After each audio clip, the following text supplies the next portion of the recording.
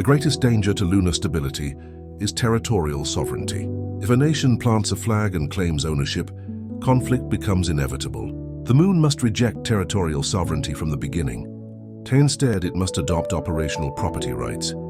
This means you do not own land, you own operational infrastructure. If a company builds a habitat, they own that structure. If they construct a mining array, they control its output. But they do not own the soil beneath it. Land remains a shared civil domain. This prevents fragmentation. Ownership must be time-bound, conditional on use, renewable based on compliance. Idle land reverts to the authority. Speculation is prohibited. No one may acquire 100,000 hectares and leave it undeveloped. That destroys industrial efficiency and creates artificial scarcity.